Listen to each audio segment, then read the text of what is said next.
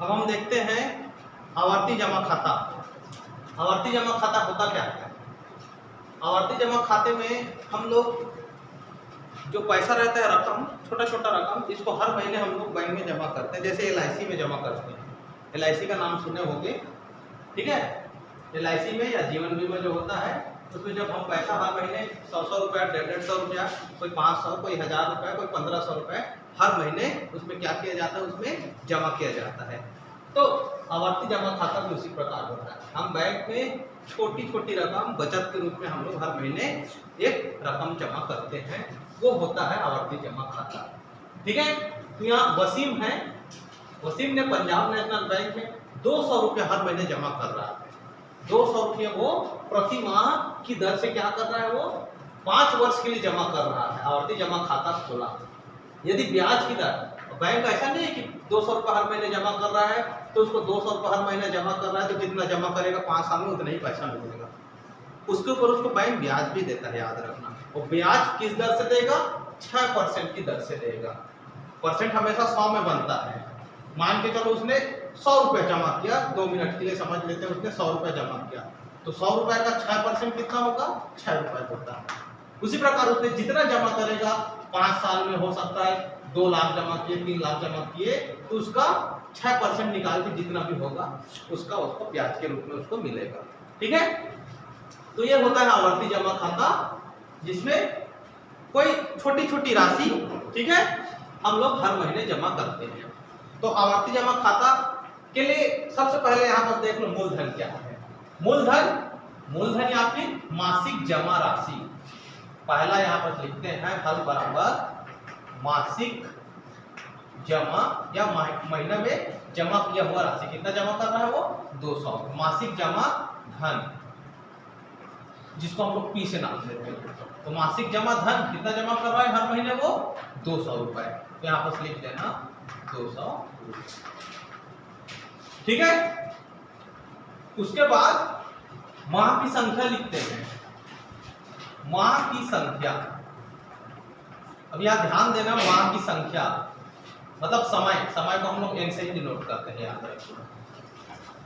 माह की संख्या, माह मतलब वो तो 5 वर्ष के लिए जमा कर रहा है ना, तो 5 वर्ष नहीं लिखना है ना उसको, 5 वर्ष ऐसे नहीं लिखना है।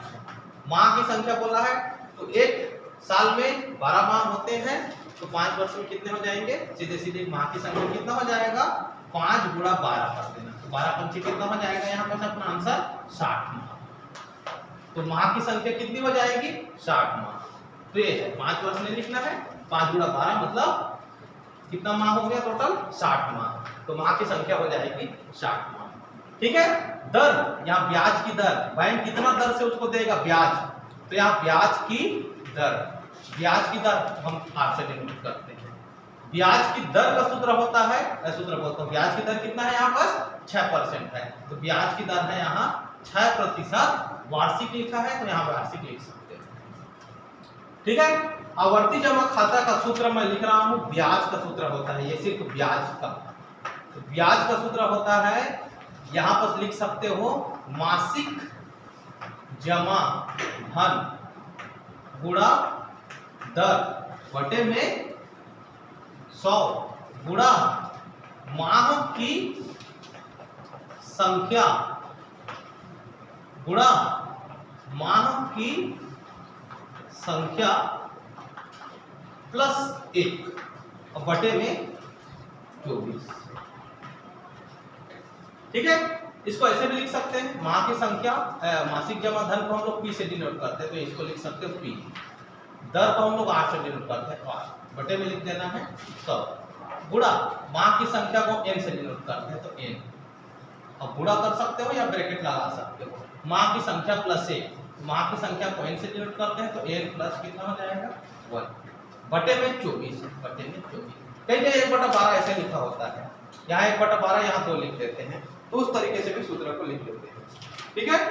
तो यह सूत्र हो गया P इंटू R बटे में 100 गुणा n प्लस 1 बटे में कितना हो गया? ये 24। इस सूत्र का उपयोग करना है। ये ब्याज निकालने का सूत्र है। ब्याज मतलब होता है इंटरेस्ट, इंटरेस्ट आई, ठीक है। सारे वैल्यू रखते जाना, सारे वैल्यू। पी का मान कितना है देखो, पी का मान कितना है यहाँ पर अपने पास 200 गुणा आर का मान कितना है 6 बटे में 100। एन का मान कितना है, माह की संख्या, एन मतलब माह की संख्या, माह की संख्या कितना था, ये नहीं ये माह की संख्या 60, ये हो जाएगा 60 ब्रैकेट में n + 1 मतलब माह की संख्या कितना था, n का मान 60, तो 60 + 1 बटे में कितना 24। ठीक है,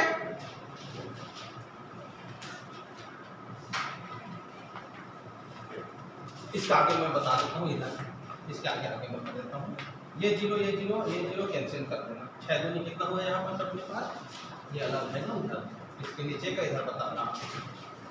6 दूनी हो गया अपने पास 12 गुणा 60 कैंसिल कर दो, 12 से कैंसिल होता है, 12 दूनी 24, 12 पंचे 60, कितना बचा यहाँ पर 5 गुणा 60 + 1 मतलब हो जाएगा 61 बटे में कितना बचा इनके 2 2 छक्का 12, कितना बचा अपने पास 6 गुणा 5 गुणा 61, 6 पंचे 30 और 3 × 3 3 छक्का 18 मतलब 1830 आ जाएगा।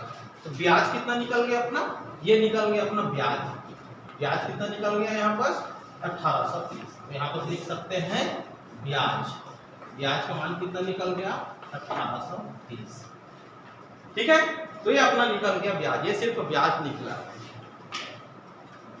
अब निकालना है उसको 5 वर्ष बाद कितनी रकम मिलेगी उसका मान निकालना, तो सिर्फ ब्याज निकल गया। ठीक है, तो इस तरीके से पहले लिख देना कितना जमा करता है, कितना जमा कर रहा है, मासिक जमा धन वो 200 रुपये, कितने वर्ष के लिए, वर्ष के लिए नहीं माह के लिए देखना है, कितने माह के लिए जमा कर रहा है वो माह की संख्या, तो 5 वर्ष को माह में कन्वर्ट कर देना, तो 12 पंचे कितना हो जाएगा यहाँ पर 60 माह हो जाएगा। ठीक है, ब्याज की दर कितनी है, दर मतलब आर का मान कितना है 6%। आवर्ती जमा खाता का ब्याज निकालने का ये सूत्र है, मासिक जमा धन गुणा दर माह की संख्या प्लस माह की संख्या प्लस 1 बटे में 24। ठीक है, सारे वैल्यू को यहाँ पर रखते जाना, गुणा भाग करना, ये इतना निकल गया ब्याज। ठीक है, अब कुल कितनी राशि मिलेगी उसकी गणना के लिए देखो आगे, चलो आगे देखो हमारे पास ब्याज निकल गया, तो ब्याज कितना निकला था 1830। ये सिर्फ ब्याज है ना, जितना जमा वो 5 साल में करेगा उसका ब्याज है। अब 5 साल में कितना पैसा वो रकम जमा किया उसको देखो। तो सबसे पहले मासिक जमा धन कितना था, मासिक जमा धन कितना था 200 रुपये जमा कर रहा था, गुणा माह की संख्या कितना था 60 माह प्लस ब्याज, ब्याज कितना निकला था अपना 1830, गुणा कर दो कितना हो जाएगा 6 दूनी 12, तो हो जाएगा 12,000 प्लस कितना हो जाएगा 1830, इनको जोड़ देना, 0 का 0 3 का 3 8 का 8 2 1 3 और ये हो जाएगा 13,830 रुपये। तो उसको कितना मिलेगा 5 साल बाद, तो कौन था वसीम था, तो वसीम को 5 वर्ष बाद कुल 13,830 रुपए मिलेंगे, यही आंसर है। ठीक है, इस चैप्टर में एक ही गणित पढ़ लोगे, ये बैंक का और आयकर का सिर्फ एक ही गणित पढ़ लोगे, आवर्ती जमा खाता काफी है, 5 नंबर का क्वेश्चन आएगा, इसको तुम लोग अच्छे से इसको तैयारी कर लेना। ठीक है, एक क्वेश्चन इसमें और बता रहा हूं, चलो एक गणित और देखते हैं आवर्ती जमा खाता का। ठीक है, अब इसमें दर नहीं दिया है, बल्कि जो जितना वो मूलधन जमा कर रहा है उस पर जो ब्याज मिलेगा उस ब्याज का मान दे दिया है। बस कितना दे दिया, ब्याज का मान 222 रुपए। तो ब्याज की दर, किस दर से बैंक उसको 222 रुपए दे रहा है, तो इस पे दर का गणना करना है। ठीक है, तो यहाँ पर सबसे पहले हल बराबर हम लोग क्या लिखते थे, हल बराबर मासिक जमा धन, मासिक जमा धन जिसको हम लोग बोलते थे पी। रजत ने सेंट्रल बैंक ऑफ इंडिया की एक शाखा में 100 रुपए प्रति माह की दर से, हर महीने की दर पर जमा कर रहा है, वो 100 रुपए जमा कर रहा है, कितने वर्ष के लिए 3 वर्ष के लिए। ठीक है, किसमें जमा कर रहा है, आवर्ती जमा खाता खोला है, और कितने प्रतिशत, प्रतिशत बोला है दर, ब्याज की दर ज्ञात करनी है और उसे 222 रुपए ब्याज मिलेगा या मिलता है। ठीक है, तो मासिक जमा धन कितना जमा कर रहा है, मासिक जमा 100 रुपए, तो यहाँ पर लिख दो 100 रुपए।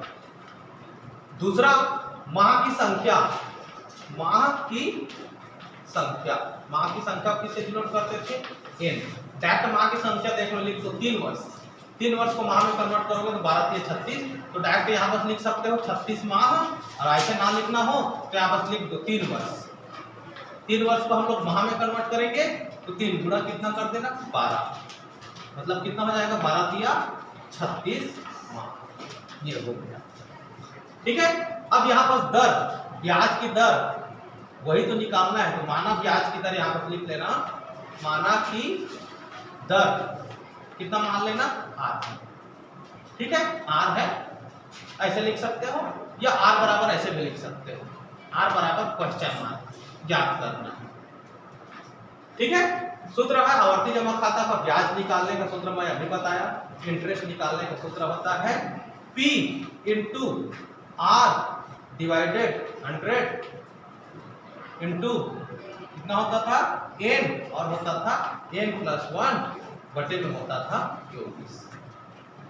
ठीक है, P मासिक जमा धन कितना है 100, आर का मान कितना है, आर का मान नहीं है, आर को आगे रखो, बटे में कितना 100 गुणा n, माह की संख्या कितनी थी 36, ये हो जाएगा 36, माह की संख्या +1 मतलब 36 + 1 बटे में कितना है उसका 24। यहाँ ब्याज दे दिया था, मैं एक चीज लिखना भूल गया, यहाँ ब्याज दे दिया था, ब्याज का मान दे दिया था, ब्याज मतलब आज का मान कितना दिया था 222 रुपए।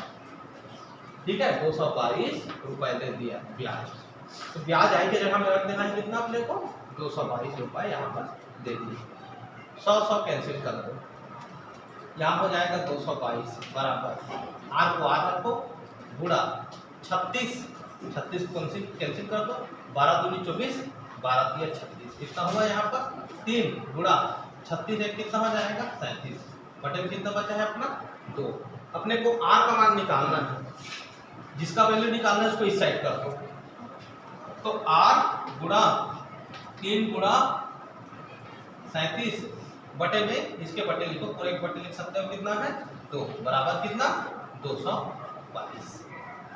ठीक है, अब आर को छोड़ के बाकी सबको उधर पक्षांतर कर दो, जो बटे में है ऊपर में चला जाएगा, जो ऊपर में हो उसके बटे में आ जाएगा, तो आर बराबर आर गुणा 3 गुणा 37 बटे में है 2 गुणा कितना है बराबर कितना है अपने पास 222, 2 भाग में है, यहाँ पर लिख देना पक्षांतर करने पर, पक्षांतर करोगे जो भाग में रहता है, भाग मतलब बटे में, वो गुणा में हो जाता है, जो गुणा में ऊपर में हो बटे में चला जाता है, तो मैं डायरेक्ट कर देता हूँ।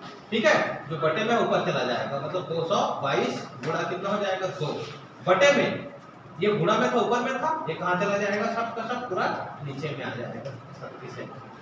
ठीक है, ये कैंसिल करो, जरूर कैंसिल होगा ऐसे मौकों पर, 3 7 21 और 3 14 कितना आ गया आर का वैल्यू 74 गुणा 2 बटे में 37, 37 और 37 दूनी होता है 74, तो आर का मान कितना बच गया अपने पास 2 गुणा 2, 2 गुणा 2 मतलब कितना निकल गया अपने पास 4%, तो यही अपना आंसर है। तो उसको बैंक द्वारा 4% दर से उसको ब्याज मिलेगा।